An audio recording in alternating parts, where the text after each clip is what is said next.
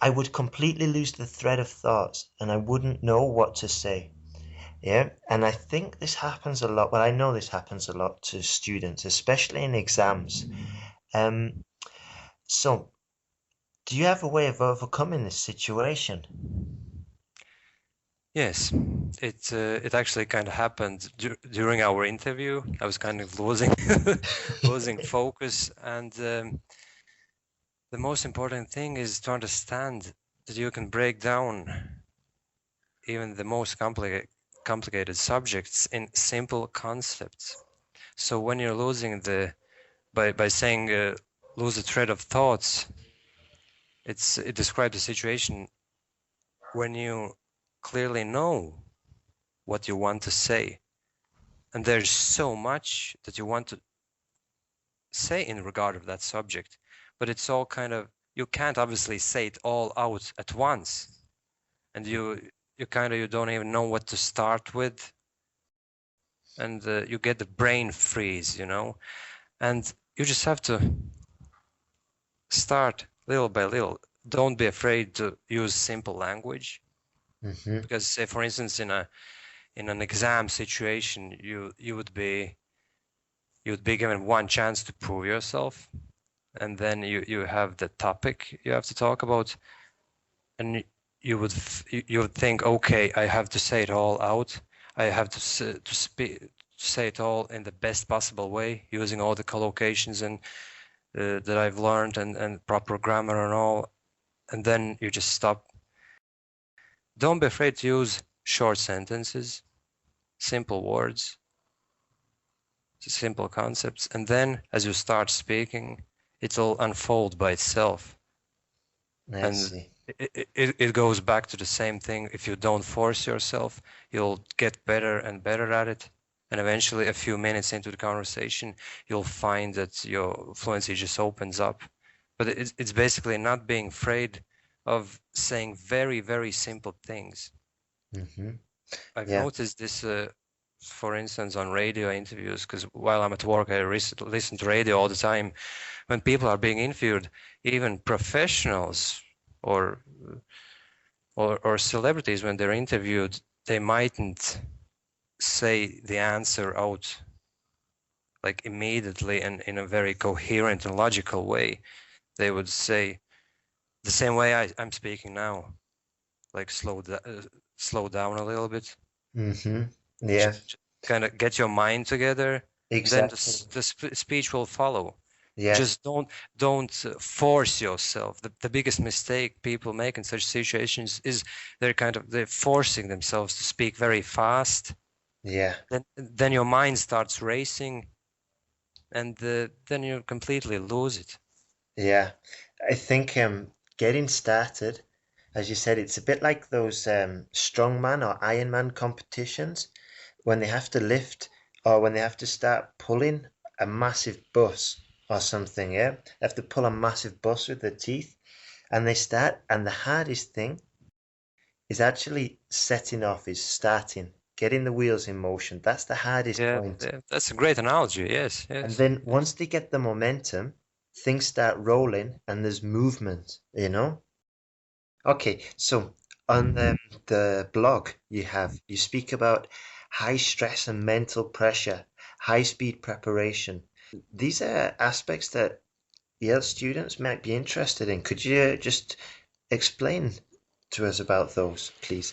It would be situations like interviews, job interviews, meetings, Mm, formal situations, and then you have to understand, basically you have to accept the fact that the stress is going to get the better of you. mhm. You have to accept it. You don't have to fight against it, because that's your body's natural response.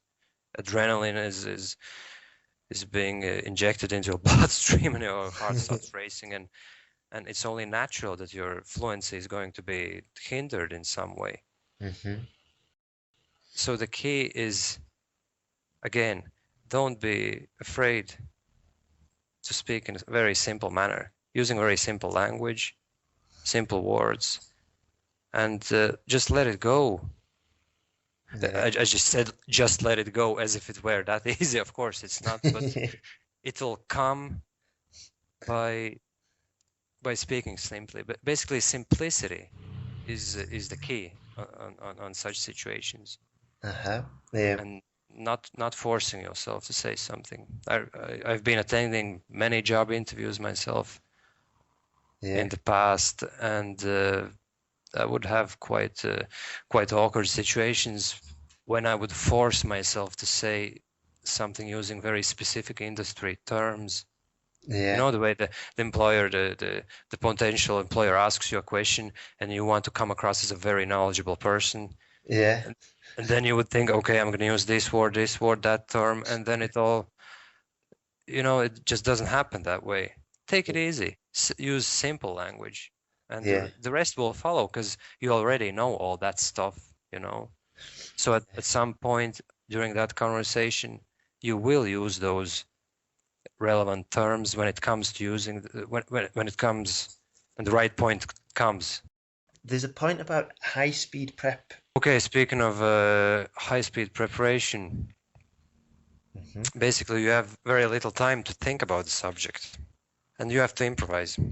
Yeah. And this is when hesitation is going to occur naturally, and you have to accept that you're going to hesitate, and you can use filler phrases. I like to call them filler phrases, such as a matter of fact, and hold on, let me think about it, or okay, let me see what I can say in this regard.